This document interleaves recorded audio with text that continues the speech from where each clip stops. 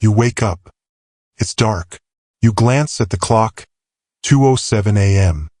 You tell yourself it's just because you drank too much water before bed. But deep down, you've noticed a pattern. This isn't about your bladder. It's about something else entirely. And the frustrating part? No matter how early you cut off fluids, the wake-ups still happen. Here's the surprising truth. Waking up at 2 or 3 in the morning is one of the most common sleep disruptions in adults.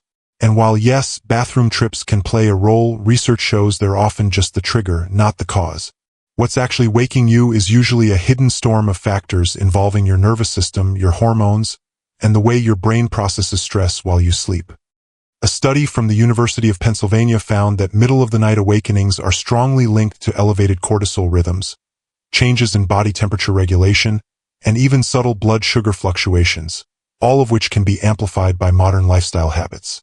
In other words, your body might be treating 2 a.m. like it's 7 a.m., even though you desperately want more sleep. Why does this matter? Because sleep isn't just rest. It's when your brain clears out metabolic waste, consolidates memory, regulates emotions, and restores the balance of neurotransmitters that drive focus, resilience, and decision-making. A single night of fragmented sleep can impair emotional regulation in the amygdala, lower prefrontal cortex activity, making you more reactive and weaken immune function. Over time, chronic sleep interruption is linked to increased risk of depression, metabolic disorders, and cardiovascular issues. The good news is this is solvable, and it doesn't require complicated rituals or supplements that cost as much as rent. It requires understanding the actual biological reasons your brain is flipping on in the middle of the night, and then putting a few targeted, research-backed protocols in place. Here's what we're going to break down today: the real neurochemical shifts that cause mid-sleep awakenings. How stress echoes can jolt you awake hours after you've fallen asleep. Why light exposure, even during the day, sets the stage for your 2 a.m. wake-up. The role of blood sugar and how to stabilize it without extreme dieting. How body temperature regulation can keep you asleep all night.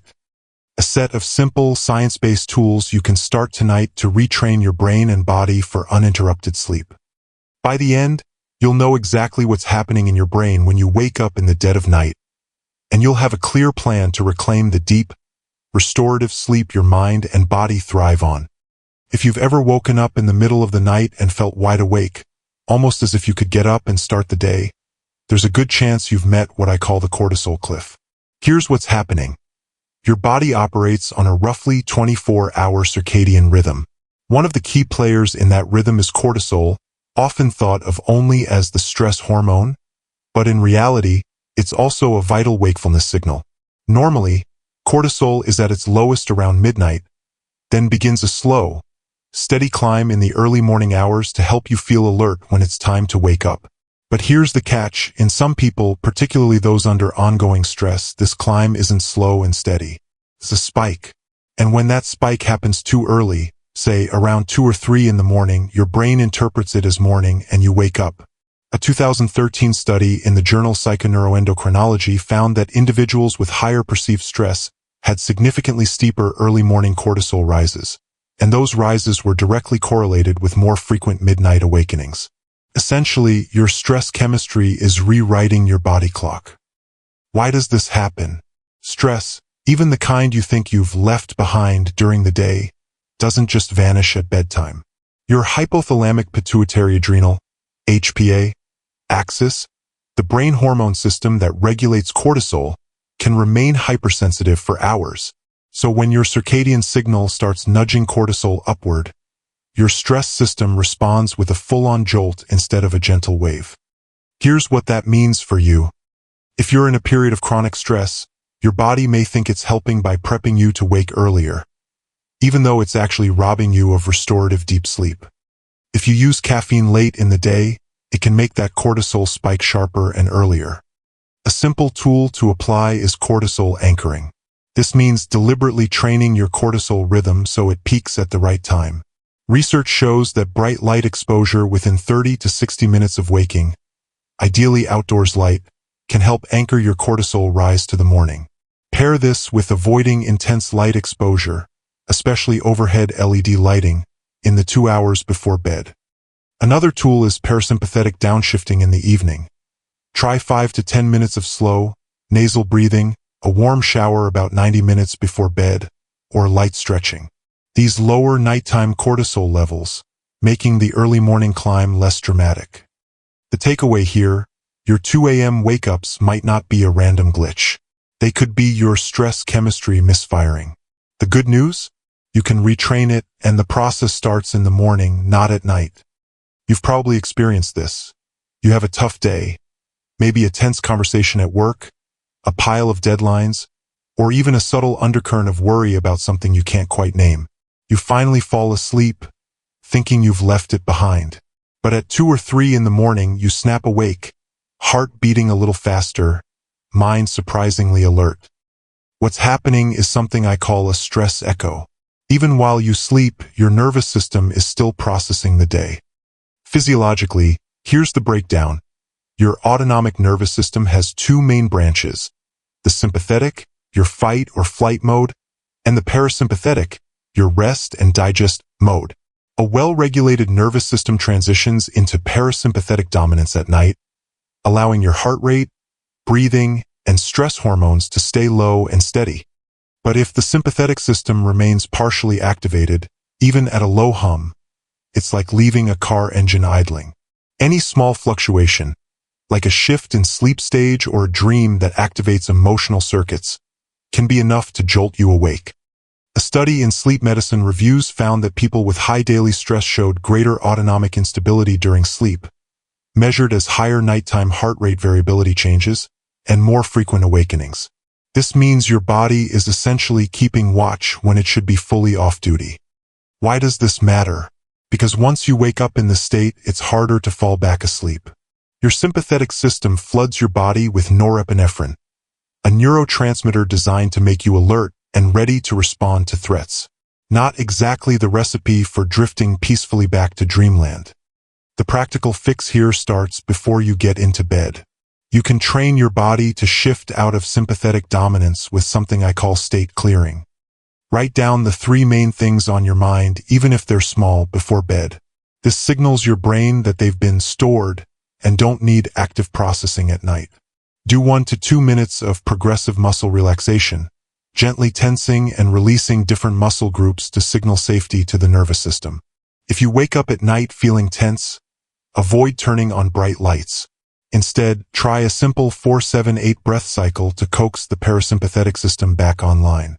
And since we're talking about taking your nervous system seriously, if insights like this are helping you connect the dots between science and your daily life, I invite you to subscribe to the channel. Every week, we break down practical, research-backed tools that strengthen your brain, body, and emotional resilience. These stress echoes are a powerful reminder. Your nervous system doesn't keep office hours. It works around the clock, for better or worse. And with a few intentional habits, you can teach it to work for your sleep, not against it. If I told you that the quality of your sleep tonight was decided by what you did within the first few hours after waking this morning, would you believe me? When it comes to light exposure, that's exactly what the science shows. Your body's sleep-wake cycle, your circadian rhythm, is set by a master clock in the brain called the suprachiasmatic nucleus, SCN. The SCN takes its main cue from light hitting your eyes, specifically a certain type of cell in your retina that's not for vision, but for timekeeping. When these cells sense bright light, especially natural daylight, they send a powerful signal to the SCN. It's morning. Start the clock. Here's why that matters for your 2 a.m. problem. That morning light exposure starts a biological countdown to when your brain will release melatonin that night. But if you don't get enough strong light during the day, or if you get it too late, your melatonin release shifts later, and your sleep becomes more fragmented. That makes it easier for your body to slip out of deep sleep in the middle of the night and harder to return to it. In a 2017 Journal of Clinical Sleep Medicine study, people who spent less than an hour in natural daylight each day reported significantly more nighttime awakenings compared to those who spent at least 2 hours outside. And this wasn't about exercise, it was about light intensity and timing. Think of it like setting a timer on a coffee maker. If you start it late, the coffee's ready later. If your sleep timer starts late, your melatonin peaks later, and by 2 or 3 in the morning it's already declining, leaving you half awake. Here's a simple protocol you can start tomorrow. Get outside within 30 to 60 minutes of waking, even if it's cloudy. Aim for at least 10 minutes of direct daylight, 20 to 30 minutes if the sun is dim. Repeat with a second dose of outdoor light in the afternoon. This helps reinforce the rhythm and improves evening melatonin timing.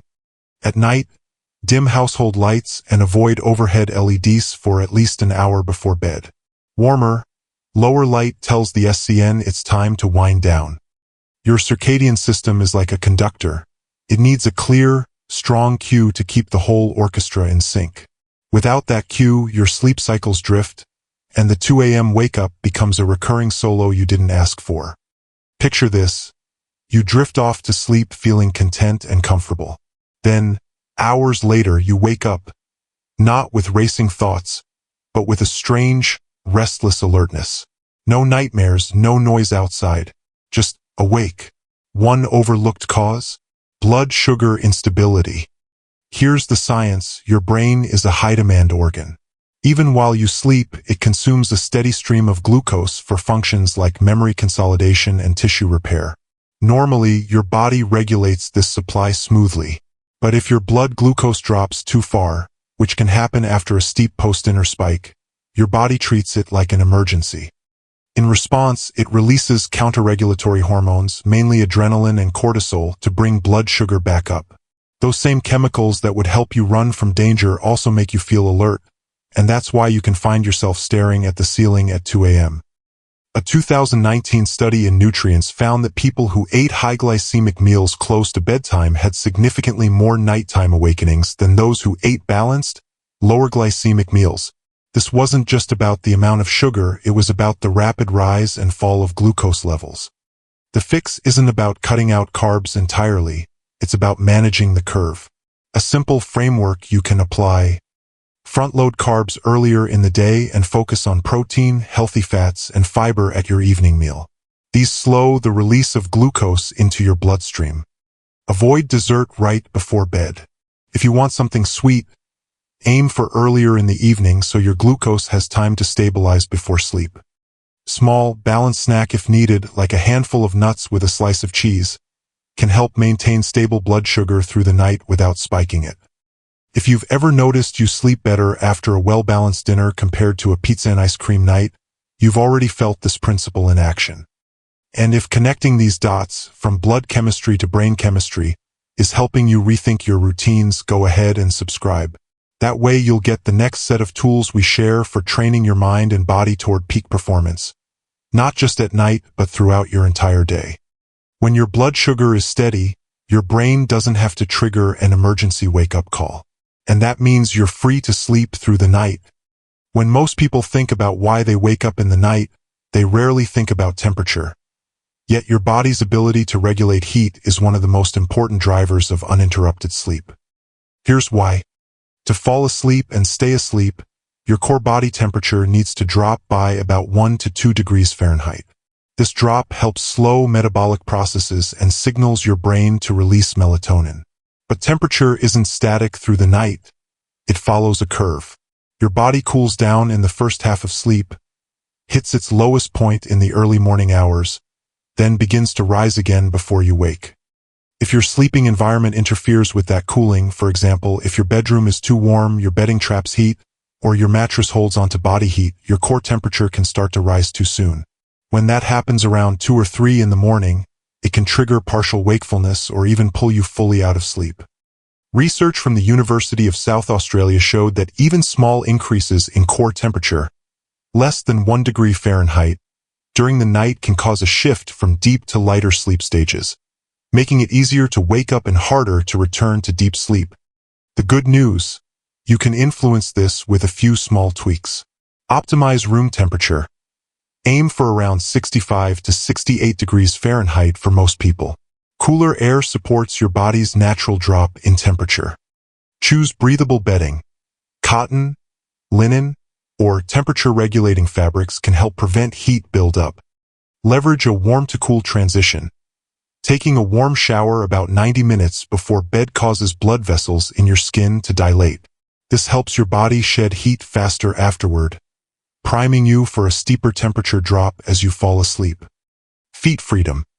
If you're prone to overheating, try sleeping with your feet outside the blanket. The extra heat loss through extremities can help maintain lower core temperature. Think of sleep like a downhill slope. If your body temperature starts climbing too early, it's like hitting an uphill section in the middle of the ride. Your momentum breaks and you wake up. Keeping your thermal environment in sync with your body's natural curve can be one of the simplest, most overlooked fixes for those frustrating early awakenings. There's a hidden factor that might be setting you up for those 2 a.m. wake-ups, and it starts before you even fall asleep. It's called sleep pressure. Sleep pressure is your brain's accumulation of a chemical called adenosine. The longer you've been awake, the more adenosine builds up, making you feel sleepy. Ideally, you ride that wave into bed at just the right moment, your natural sleep window, when your circadian rhythm and sleep pressure are perfectly aligned. But here's the trap. If you push past that window, your body sometimes responds with what feels like a burst of late-night energy, the second wind. This isn't magic motivation. It's your brain releasing wake-promoting chemicals like dopamine and cortisol to help you push through fatigue. The problem? That cortisol surge doesn't just disappear when you finally crawl into bed. It can fragment your early sleep cycles, making your deep sleep shallower. And when your deep sleep is compromised, you're more likely to wake during lighter stages of sleep, often right in the middle of the night. A 2015 paper in Current Biology noted that people who stayed up 2 or more hours past their usual bedtime had altered slow-wave sleep patterns, with more frequent awakenings between 2 and 4 a.m. Essentially, you're shifting your architecture in a way that primes you for those wake-ups. Here's how to avoid it. Learn your natural sleep window. For many, it's roughly 14 to 16 hours after waking. If you wake at 6 a.m., aim to be in bed by 10 p.m. Set a wind-down alarm. Just as you might set an alarm to wake, set one about an hour before your target bedtime to remind you to shift gears. Avoid high-stimulation activities late at night. Intense workouts, high-stakes work tasks, or emotionally charged conversations can all push your body toward that second wind zone. This isn't about becoming rigid or losing spontaneity. It's about learning the natural rhythm that keeps your brain chemistry working with you instead of against you. If you think of your night's sleep like a flight, the second wind is like hitting turbulence right after takeoff. You may still reach your destination, but the ride is bumpier, and you might not get as much rest along the way. We've covered a lot of ground, and if you've been tracking the connections, you've probably realized something important. Your 2 a.m. wake-ups aren't random.